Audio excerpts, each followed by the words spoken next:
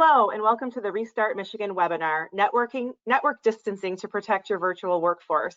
I'm Lori Ostro, I'm the Senior Director of Engagement with the Detroit Regional Chamber, and I thank you for joining us today.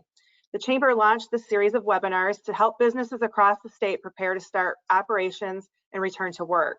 I'd like to thank our guest speaker from UHY for volunteering his time today to share his expertise. Before we get started, I wanted to make you aware all participants are on mute, but you do have the option to submit questions directly to the speakers through the GoToWebinar control panel. I will now turn the webinar over to Norman Comstock from UHY. Thank you. Hey, Lori, thank you very much, and welcome everybody for joining the webinar on this wonderful Friday. I hope everybody's having a great week and is going to have a great weekend. We do have an interesting topic, at least interesting to me. This idea about network distancing, and I'll get started here to be able to give you a little bit of an insight into what UHY is about. Excuse me. UHY is a public accounting firm with offices throughout the U.S. One particular practice that I'm part of is our UHY Consulting group that focuses on technology risk and compliance services. And that is all with the intent to lower technology risk and improve cybersecurity processes and controls. So there's two core areas that we work in. That is in the cyber area. You can see a laundry list of types of projects that we work on, as well as attest type requirements from PCI, credit card, type work, SOC 1, SOC 2, privacy requirements. So if any of those things cross your radar, certainly keep UHY in mind. We've been doing that for quite some time. As your presenter, I actually am headquartered in Houston, Texas. I get up to Michigan quite often.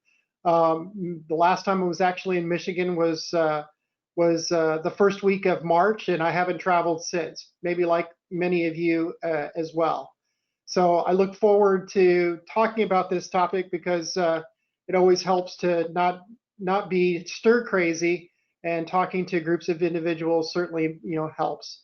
Our session is going to be about 40 minutes today, and you may end up getting some CPE if you need it. It's all based on the NASBA requirements of the state that you're involved with.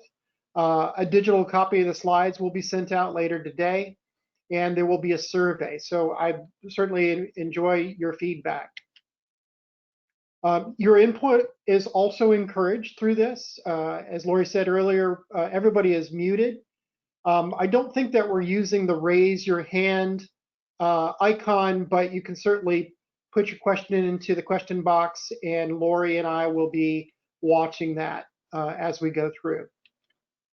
So let's get started with the presentation itself and talk about our current situation. I was mentioning to Lori earlier, I think we're all going to have stories of what life was like prior to COVID and now after COVID. And our current situation is very interesting. When we started this, we realized that there was a grand experiment happening.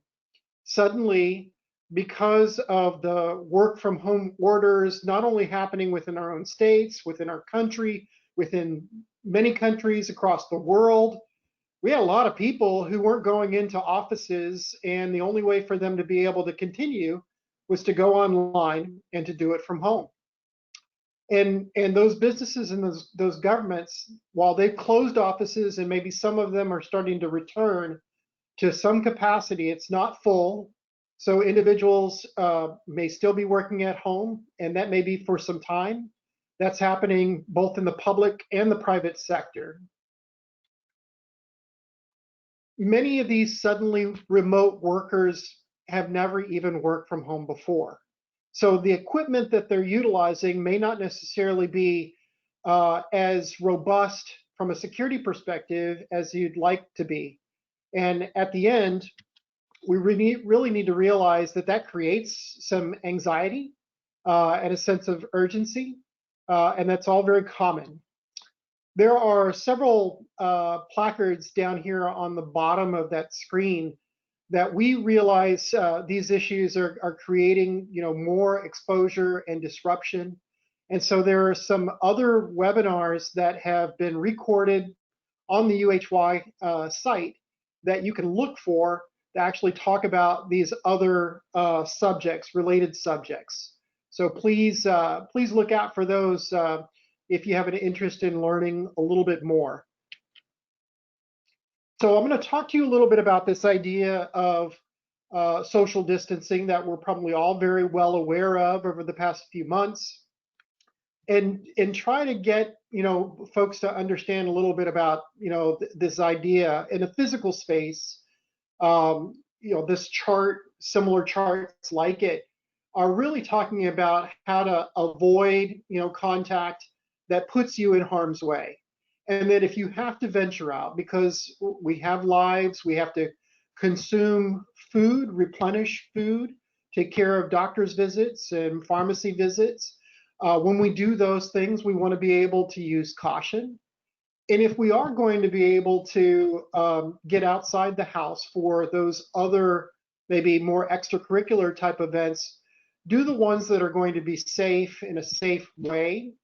And if you can see in that list where it says going for a walk to using video calls and phone calls, you start to get away from the physical into that digital world, using tools in order to be able to stay in contact and be productive.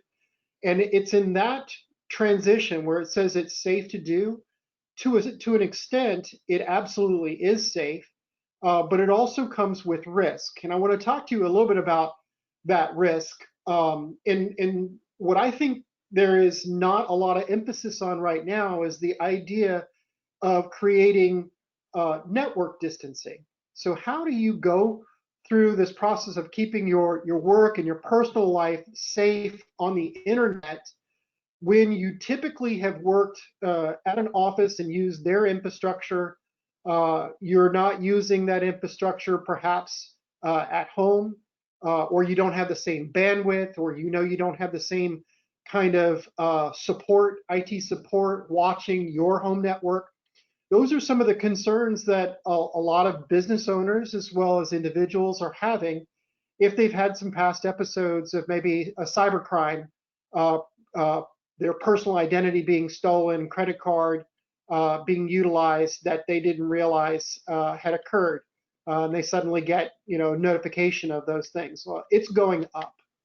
That whole aspect is going up. So how do we avoid that contact? The internet is inherently connected. So the moment that you sign on, unless your firewalls really are set to control where you can go and how that data flows, largely speaking, the internet connects us to people around the world very, very quickly. So if we want to use caution, as I was saying earlier, some of these tools that our businesses would use, and maybe you have in your home network, are things like firewalls, antivirus software. But then we get into areas that may be less common in a home setting, like patch management. What that means is being able to identify that your operating system has a security release that you need to apply. And that's not normally what you've been doing. You've let IT handle those things.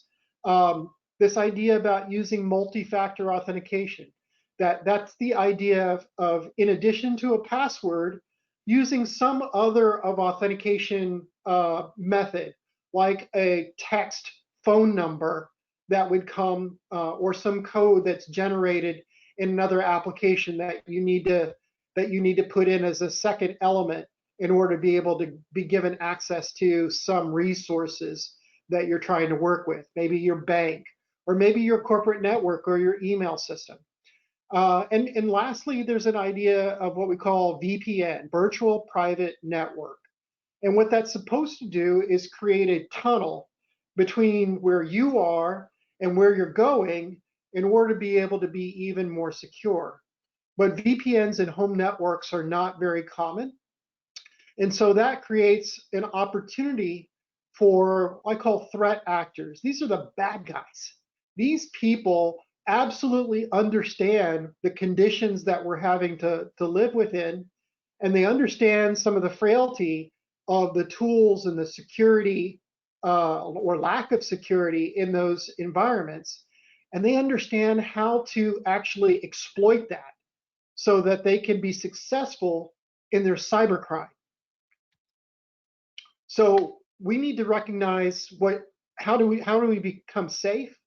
The two areas that we look at, particularly in the home environment, is becoming a human firewall, being able to recognize maybe what seems to be anomalous or malicious activity, something that's out of the ordinary. Maybe an email shows up from someone that you don't know, and it's got an attachment that they want you to click on, and they've made it look very, very urgent, and it seems even relevant to what you do.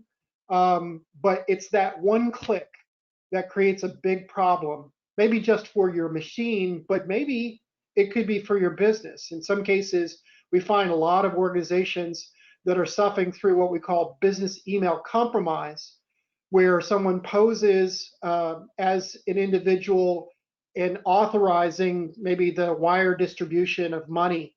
And it looked all legitimate, but in the end, it was somebody who just inherently was able to pick up a lot of internal information that seemed relevant, and you didn't question it.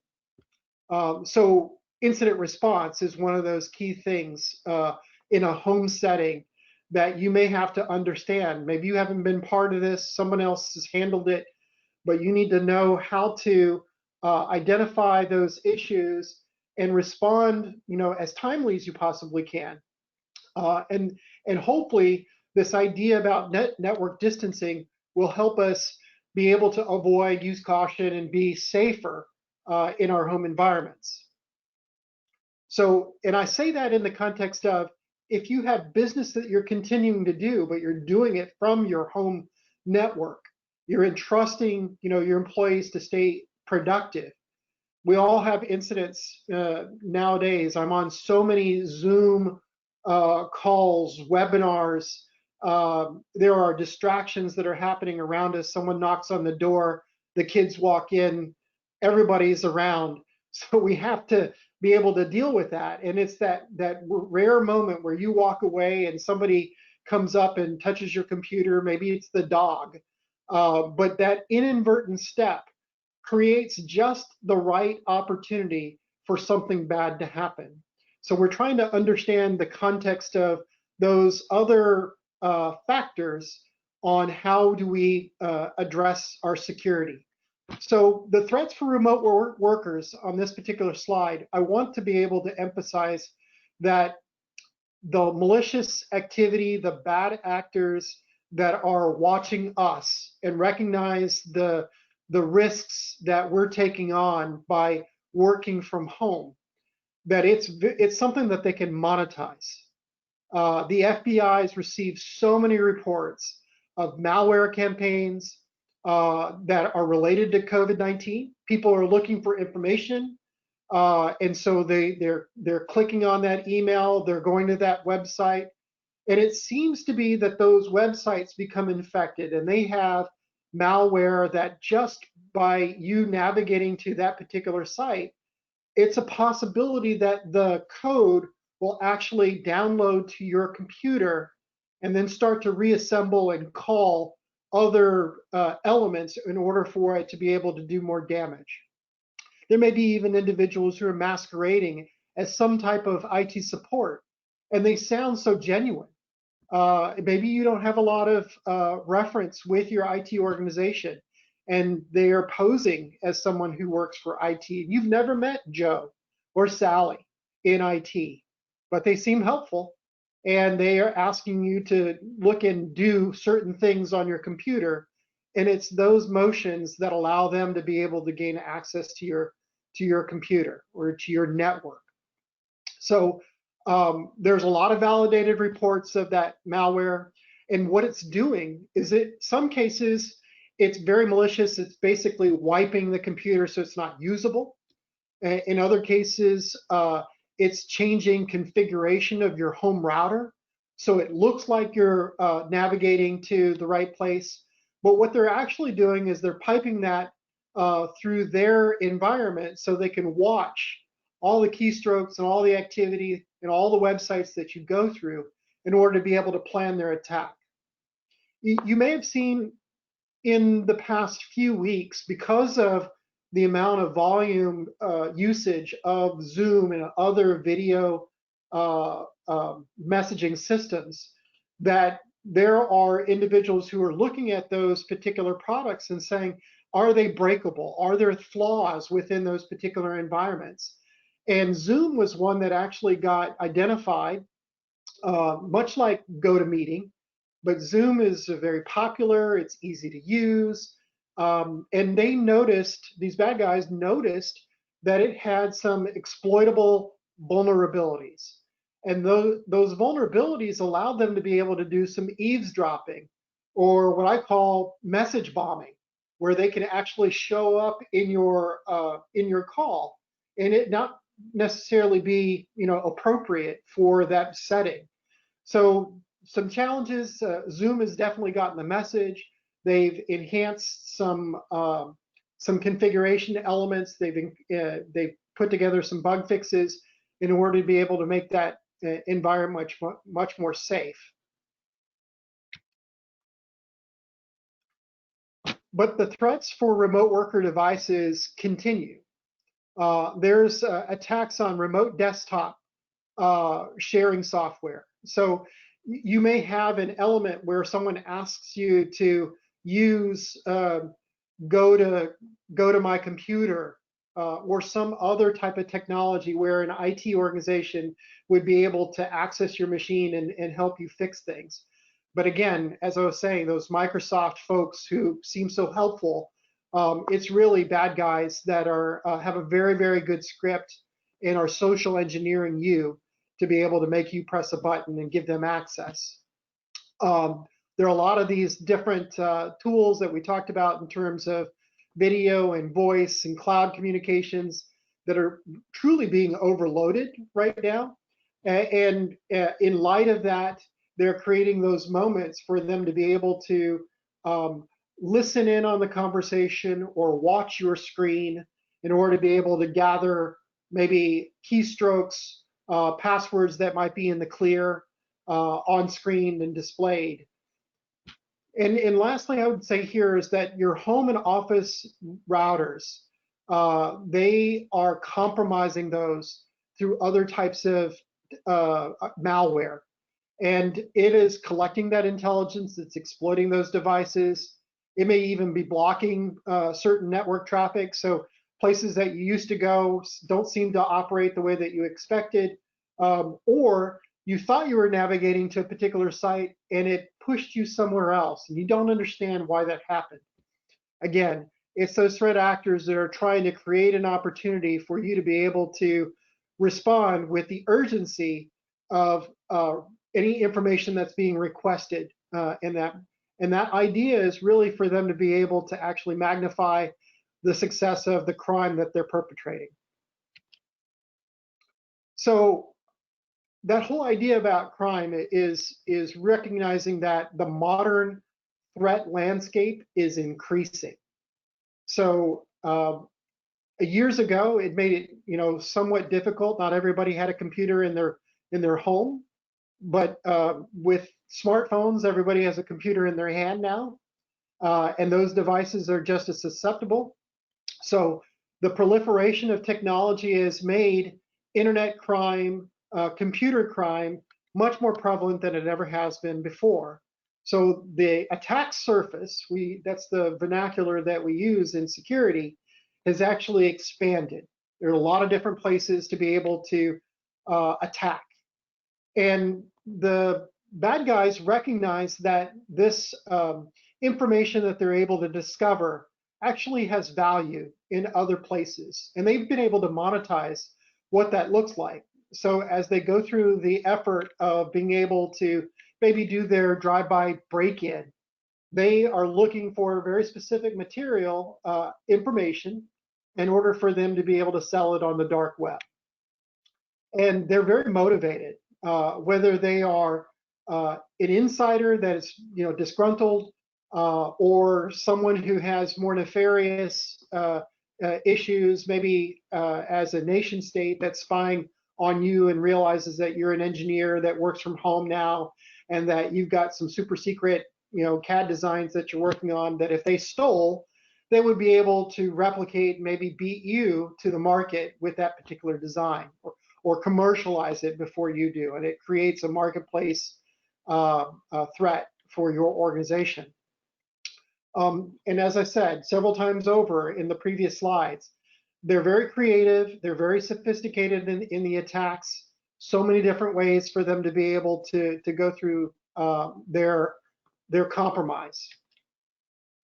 So we have a reality check that I often am surprised that even some of our IT organizations that we work with, small, medium-sized businesses probably have a greater handicap than larger enterprise type organizations. This is what we think. We think that if we have a firewall in place and we're going through that particular firewall, we are safe. But in actuality, what's actually happening is that there's a lot of care and feeding for that firewall. And firewalls in and of themselves are not a panacea. They are a tool, a barrier, in order to be able to keep the traffic as expected. But if there's a misconfiguration of that tool, it's possible that they can go right through the firewall because the rules that were set are not correct. We find that a lot in our audit work, as well as our vulnerability and penetration testing work. In other cases, the harvested credentials allow them to be able to go right over your firewall and allow them to be able to pose as and masquerade as others. And so in that light, the challenge is very real, that tools in and of themselves are not enough. That's why we think that the human firewall is another layer of being able to make sure that we are doing all that we can, even in our home network, to be able to protect our businesses. So the key there is that technology is fallible. The protections that we are relying on may not be working as it intended. They all have discoverable vulnerabilities. Some are known and some are unknown. And those that are unknown are the ones that are the most pernicious, because they allow the individuals to be able to actually grab a lot of that attack surface much more quickly than if you had some software that allowed you, antivirus software that would allow you to be able to say, this is known, it's been discovered in the past, and we can block it. But those things that have never been seen before, that antivirus software is not successful. So I'm going to talk about something called the NIST Cybersecurity Framework. NIST is the National Institute of Standards and Technology. And a few years ago, under the Obama administration, there was a great desire to protect our critical infrastructure. I'm not going to educate you on CSF. I mean, it's very, very deep. But I do want to talk to you about these different functions that are available, and they're the colored boxes that you're seeing pop up. How do we identify what's important to us? What is the criticality, the value of those particular assets or data? And once we understand that, we're going to put protections in place. And those protections may be that antivirus software, they may be those firewalls, they may be the training that we give ourselves in terms of phishing awareness and being able to recognize anomalous activity and bolster our incident response processes. But oftentimes where we have challenges is in detection. So as I was saying in the previous slide, protections may not be working as intended. They may have unknown vulnerabilities. And so if you have significant investment in your firewall, your training, but it misses something, how do you detect it? For normal operations, I'd say business operations, small, medium size, it's likely not a 24/7 activity. And if it's in your home, if you're doing all that business activity from your home, it's very much not 24/7. So a lot of the issues associated with being able to detect bad behavior, anomalous activity, are actually left at the corporate office, and they are no longer extended to your home network. And so in that light, if it's not being adequately provisioned, you may not have visibility to that laptop, even if it's a work laptop. If you don't have this type of technology, it's called endpoint detection and response, EDR, and it's not monitored on a 24/7 basis. The more time that they have, the bad guys have to dwell in that particular device and maybe learn through reconnaissance other things that are happening on that network, what applications you're using, the importance of those applications, they start to create an opportunity for them to be able to do damage. And so the last part there is about monitoring 24/7.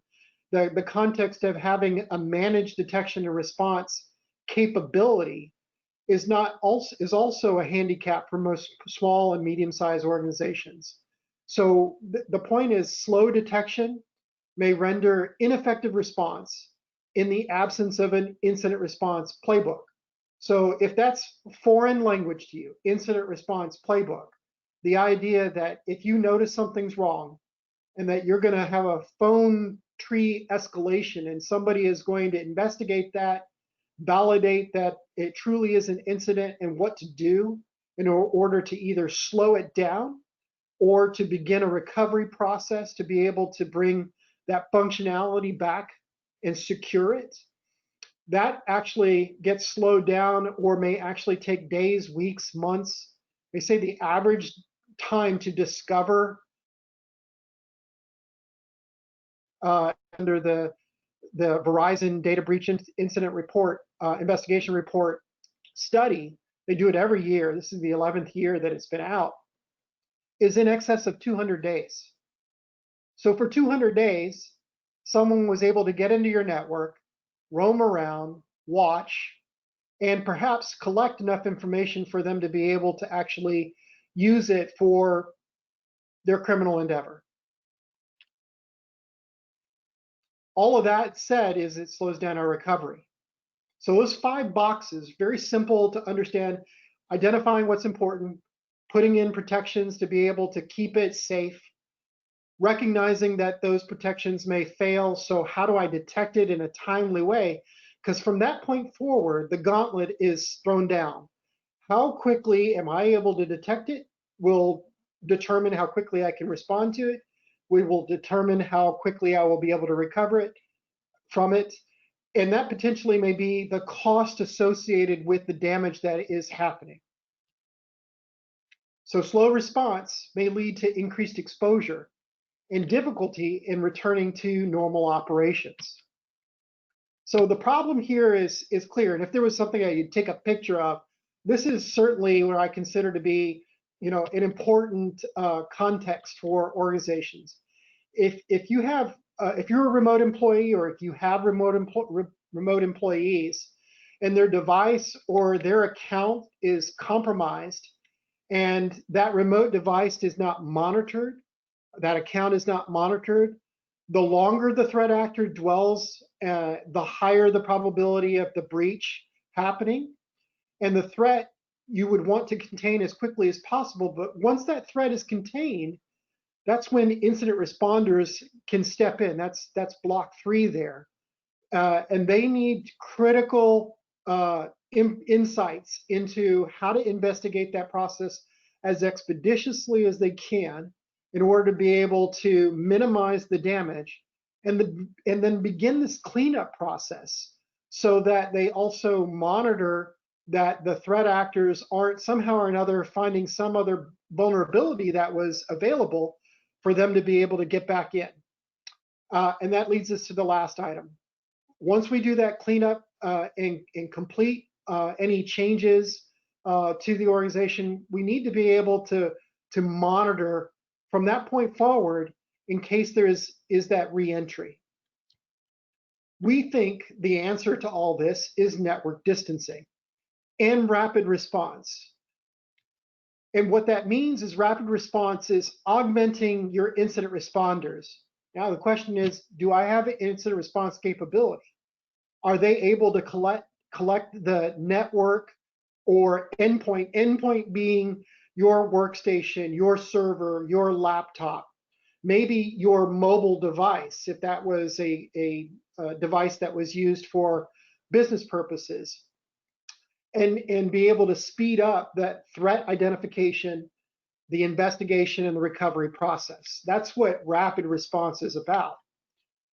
So in the end, we want to be able to determine the extent of any potential damage.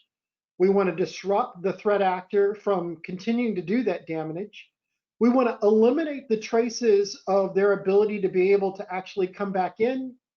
And we want to be able to monitor for that reentry. And again, that's a capability. Small and medium-sized businesses, in many cases, are somewhat reliant on third-party service providers to be able to do that for them. The challenge is many of those third-party service providers are going through the same thing that we are all going through in terms of COVID. They're working from home. They may have distractions. They may not be 24/7. And as a result of that, the amount of time that actually slips by increases, so potentially creating a more damaging exposure to the organization. So what can you do? This is a picture of what is called a security operations center. It's a very, very sophisticated environment. There are a lot of individuals, highly trained, meticulous detail, using lots and lots of tools to be able to watch activity and respond to phone calls, email messages, triggers and alerts that are happening through the tools that they're working with in order to be able to minimize that damage. It's generally enterprise type organizations, Fortune 500, Fortune 1000 type companies that can afford to do things like this. And so for small and medium-sized businesses, there has to be a different way of being able to approach that. So in order for you to build a security operations center, it takes time and it takes significant capital. And in large part, small, medium-sized businesses do not have that wherewithal. So in order to build SOC-like capabilities and achieve faster time to value, we think that there is other managed detection and response services that are available. And there are a number of different services that are out there. UHY offers a co-managed MDR service with our partner eCentire as a way of being able to address that. And it is 24/7, 365, watching your laptop, watching your network to be able to help you reduce that, increase the detection time and reduce the response time and reduce the exposure. So let's talk about those network distancing steps where we started. In order for us to be able to protect, we're going to have to understand what security awareness training might be necessary, maybe even have some remedial security awareness training in light of COVID threats. Here's some new things that we need to learn. We need to recognize that with a virtual workforce, we need to manage them much the same way that we do when they're in the office. And that increases the frequency of communication with them and having some cadence. One of our webinar sessions that I talked about earlier has some great tips on that virtual workforce management. It's possible that in the fall and the winter time this year, we may have to really think about that, because there may be an increase in the exposure of COVID-related cases that may make us have to return, to the home for work. We need to be able to better monitor our user accounts and ensure backups are secure. And in order for us to be able to detect we have to be able to understand what's happening inbound and outbound of that network traffic. And there's a term here that we call data exfiltration. Even in good environments, so like when you do return to work, sometimes there is this malware that's been introduced that allows them to now, and it's not been cleaned up, it's now back on the business network. And in that business network, they have more time because it's not been discovered to be able to potentially look around. And when they find the data that they want, they will exfilter. They will actually send that data out of your network to wherever it is that they're going to be holding it, packaging it up, and for the dark market in order for them to be able to make it saleable. We also need to monitor the endpoints within the network. So those laptops, those workstations, if something happens to them, we want to make sure that before they rejoin, that we have a way of being able to do it. So that's what this detection capability is about. Is I work from home for 3 weeks. I'm bringing it back to my home office. Do we have some scanning capability to be able to make certain that I'm not introducing bad actors into our business network? And then lastly, we have to respond. We have to be able to take the alerts seriously, even when we're at home, because what we realize is that we have probably introduced overhead and latency into our ability to respond in a timely basis. We need to have some method and personnel that will investigate those incidents quickly. We need to be able to quarantine those endpoints so that they don't infect others in that process, whether it's in your home network or in the business network. We have to have a way of being able to say, we notice that this particular individual has this case, this infection, and we need to isolate them, and we need to triage how to address it in the best way. So in light of that, it may also say this happened because some of the other technologies that we rely upon are not up to date, or they're misconfigured. So that may be those firewall rules that we described earlier, or that antivirus software has not been updated.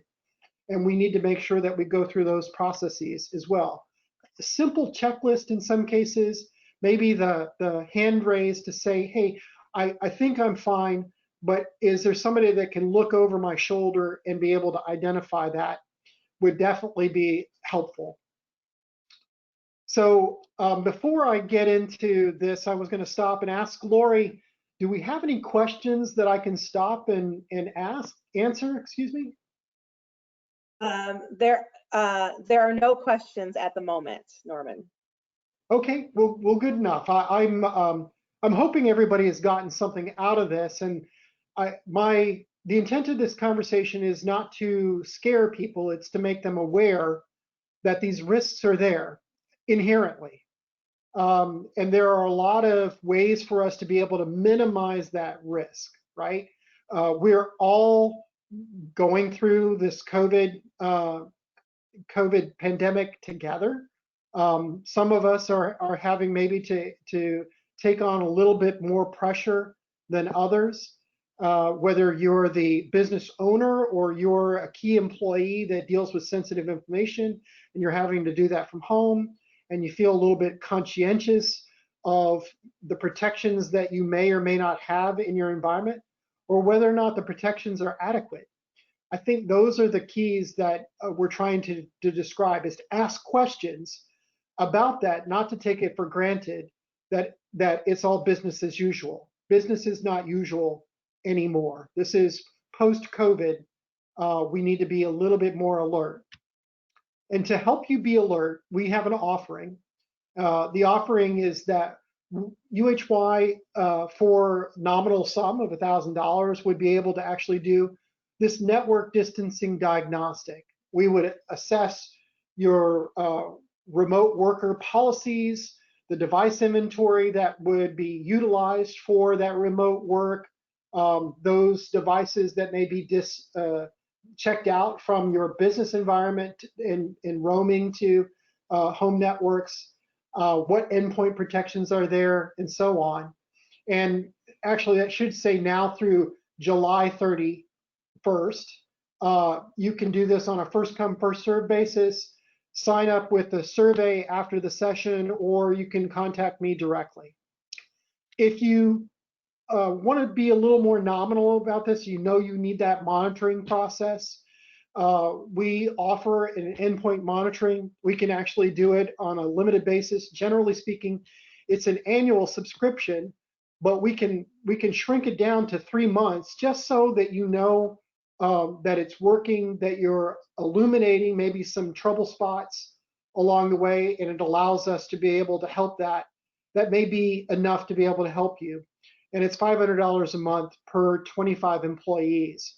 Now through July 31st, first come, first serve, sign up after the session or contact me directly. So in summary, I'll leave you with a few points.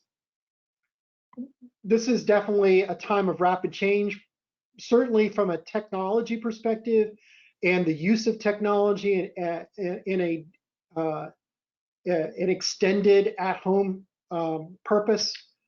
We have a lot of cyber threats that are looking at that environment and they're taking advantage of it. So the threat actually has expanded exponentially.